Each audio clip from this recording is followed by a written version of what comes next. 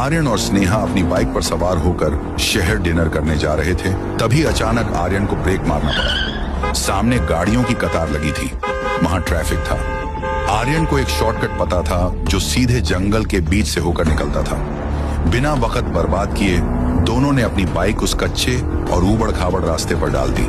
झाड़ियों को चीरते हुए और पेड़ों के बीच से रास्ता बनाते हुए वे जैसे तैसे शहर वाली सड़क के पास पहुंचे। अब उनके सामने एक पुरानी सुरंग थी।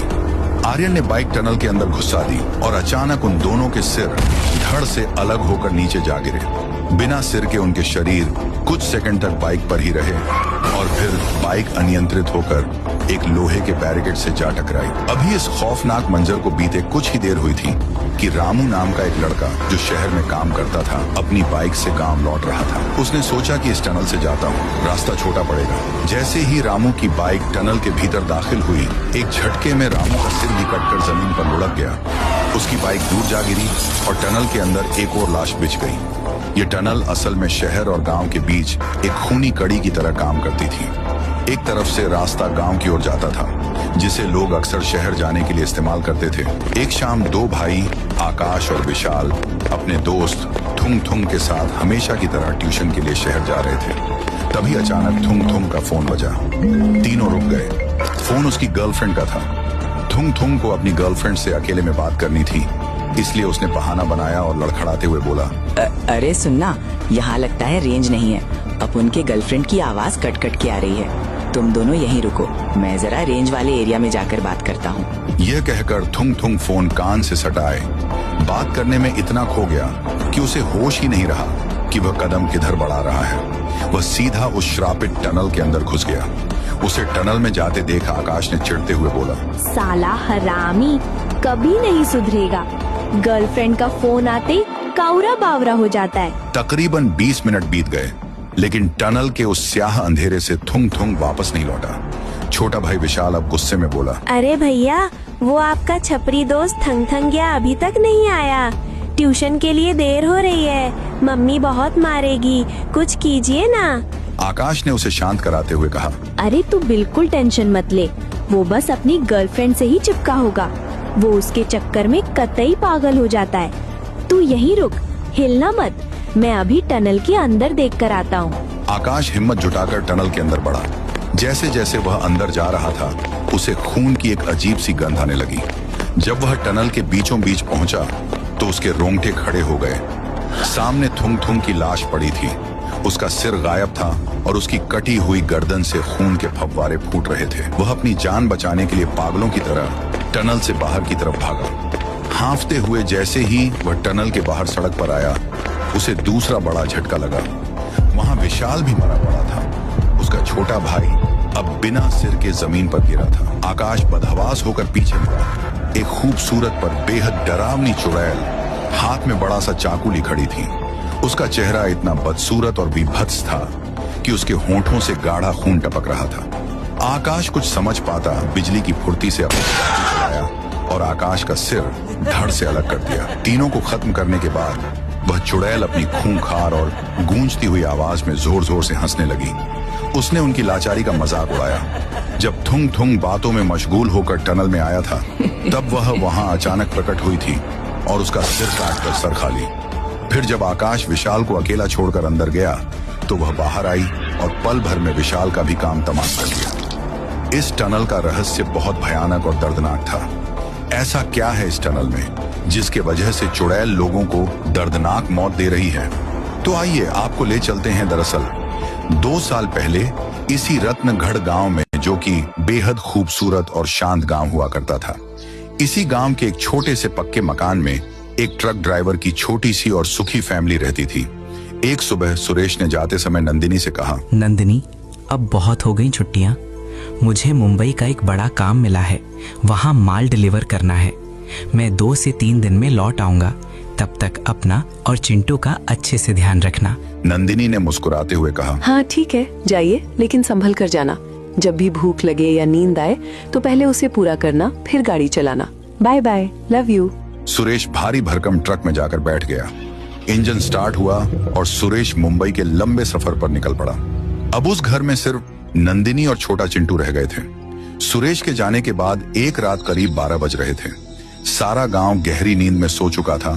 तभी अचानक घर के अंदर चिंटू की तबीयत बहुत ज्यादा बिगड़ गई। उसे तेज बुखार था और सर्दी जुकाम की वजह से उसकी सांसें फूल रही थीं। उसने कांपते हाथों से सुरेश को फोन लगाया, लेकिन सुरेश ने फोन काट दिया और उसका नंबर बिजी बताने लगा। नंदिनी ने फिर से फोन ट्राई किया, लेकिन इस बार सुरेश का फोन स्विच ऑफ आ रहा था। शायद उसने जानबूझकर फोन बंद कर दिया था। नंदिनी बहुत टेंशन में आ गई थी। बेचारी ने जैसे तैसे उसने वह भयानक रात काटी। चौथे दिन सुबह जब सुरेश घर पहुंचा तो वह अकेला नहीं था, उसके साथ एक सजी धजी लड़की थी।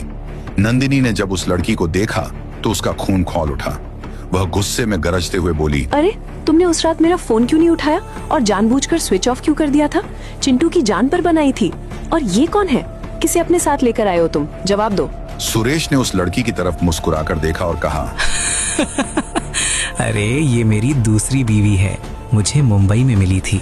बहुत शरीफ है, तुम्हारे साथ आराम से रह लेगी। तुम दोनों मिलकर मस्त खाना बनाना, साथ में रहना। वाह भाई वाह, क्या जोड़ी जमेगी। ये सुनते ही नंदिनी आग बबूला हो गई। ये क्या बकवास कर रहे हो? तुम्हें जरा भी शर्म नहीं आई? तुम्हारा एक बेटा भी है, उसका तो ख्याल किया होता। अब बहुत हुआ, ये औरत इस घर में नहीं रहेगी, मतलब नहीं रहेगी। ए चुड़ैल, निकल यहाँ से। नंदिनी की बात सुनकर सुरेश का चेहरा। तुम बस करो नंदिनी, अब तुम्हारा बहुत हुआ। ये मेरा घर है और यहाँ फैसला सिर्फ मेरा चलेगा। मैंने सोच लिया है, इस घर में अब मेरी दूसरी बीवी ही रहेगी, जो तुमसे कहीं ज्यादा खूबसूरत है। इतना कहते ही सुरेश हैवान बन गया। बेरहमी से धक्का मार मार कर घर से बाहर निकाल दिया। घर से बेदखल होने के बाद नंदिनी और चिंटू अब बिल्कुल अकेले थे। नंदिनी अपने बीमार बच्चे के साथ शहर की ओर जाने वाली सड़क पर पैदल ही निकल पड़ी। तभी अचानक चिंटू का शरीर ढीला पड़ने लगा और वह चक्कर खाकर वहीं सड़क पर गिर पड़ा, क्योंकि वो पहले से ही बहुत बीमार था। नंदिनी बुरी तरह घबरा गई। नंदिनी को कुछ समझ में नहीं आ रहा था और हॉस्पिटल अभी भी बहुत दूर था। तभी बगल से एक कार गुजरी। नंदिनी ने हाथ जोड़कर उसे रोकने की कोशिश की, पर कार वाला उन्हें बेसहारा देखकर भी बिना रुके वहां से निकल गया। वक्त बीतता जा रहा था और सूरज ढलने लगा था। चिंटू तड़प रहा था और उसकी सांसें उखड़ रही थीं। तभी वहां से एक पीले रंग की जीप गुजरी। नंदिनी ने फिर से हाथ दिया और इस बार जीप रुक गई। जीप से 2 आदमी बाहर आए। नंदिनी रोते हुए गिड़गिड़ाई, प्लीज मेरी मदद कर दीजिए। मेरा बेटा 2 घंटे से बेहोश है, इसकी सांसें कम हो रही हैं। हमें बस पास के हॉस्पिटल तक छोड़ दीजिए, मैं उम्र भर आपकी एहसानमंद रहूंगी। एक आदमी ने बच्चे की हालत देखी और बोला, ठीक है, चलो हम तुम्हें हॉस्पिटल छोड़ देते हैं। हम बहुत अच्छे आदमी हैं, डरो मत। नंदिनी को लगा जैसे फरिश्ते मिल गए हों। वह उन पर भरोसा करके जीप में बैठ गई, पर उसे क्या पता था कि उस जीप में बैठना उसकी जिंदगी की सबसे बड़ी गलती साबित होगी। हॉस्पिटल जाने के लिए जीप ने उसी सुरंग के अंदर प्रवेश किया। टनल के बीचों बीच पहुंचते ही अचानक उन्होंने जीप रोक दी। ड्राइवर ने मुड़कर नंदिनी को गंदी नजरों से देखा और बोला, ओहो, क्या चिकनी माल है, अब तो असली मजा आएगा। इसके बाद उस काली टनल के भीतर से रूह कंपा देने वाली चीखें गूंजने लगी। छोड़ दो मुझे, रहम करो। उन्होंने नंदिनी के साथ गलत काम किया और फिर अधमरी हालत में नंदिनी और चिंटू को टनल के बाहर सड़क पर फेंककर वहां से फरार हो गए। मासूम चिंटू रोते और चीखते हुए अपनी मां की तरफ रेंगकर बढ़ रहा था। तभी अचानक एक तेज रफ्तार ट्रक आया और चिंटू के ऊपर से गुजर गया। चिंटू ने अपनी मां की आंखों के सामने तड़प तड़प कर दम तोड़ दिया। नंदिनी ने आखिरी बार अपने बच्चे की कुचली हुई लाश को देखा। यह सदमा बर्दाश्त से बाहर था। ममता और इज्जत दोनों लुट चुकी थी। नंदिनी ने हार मान ली और रेंगते हुए टनल के ऊपर वाले हिस्से पर चढ़ गई और वहां से नीचे कूदकर अपनी जान दे दी। मरने के बाद नंदिनी की रूह को शांति नहीं मिली। उसकी तड़पती हुई आत्मा उसी टनल में समा गई। अब वह टनल सिर्फ एक रास्ता नहीं, बल्कि मौत का अड्डा बन चुकी थी, जिसका बदला वह हर उस इंसान से ले रही थी जो वहां से गुजरता था। उसके चंद दिन बाद एक दिन सुरेश ने अपनी दूसरी पत्नी को बड़े प्यार से बाय बाय कहा और किसी काम के सिलसिले में अपनी जीप लेकर गांव की ओर निकल पड़ा। शाम का वक्त हो चला था और सूरज ढल रहा था। सुरेश को जल्दी थी, इसलिए उसने वहीं शॉर्टकट लेने का फैसला किया जो उस पुरानी टनल से होकर गुजरता था। जैसे जैसे वह टनल के करीब पहुंच रहा था, हवाएं अचानक तेज और ठंडी होने लगी थी। सुरेश ने अपनी जीप टनल के अंदर मोड़ी। टनल के बीचों बीच पहुंचते ही उसे अचानक बड़े जोर की पेशाब लगी।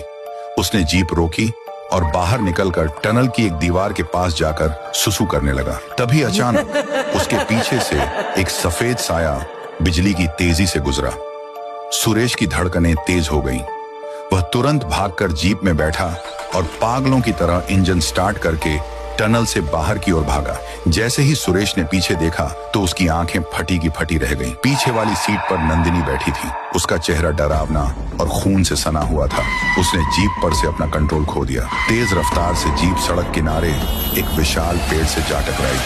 टक्कर इतनी जोरदार थी कि जीप ने तुरंत भयंकर आग पकड़ ली और देखते ही देखते एक जोरदार धमाका हुआ। सुरेश उस आग में जिंदा जलकर मर गया।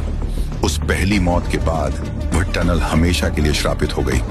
अब जो कोई भी वहां से गुजरता वह चुड़ैल उसे अपनी दर्दनाक मौत का हिस्सा बना लेती। आज भी उस टनल में सिर्फ सन्नाटा और मौत का साया बसता है।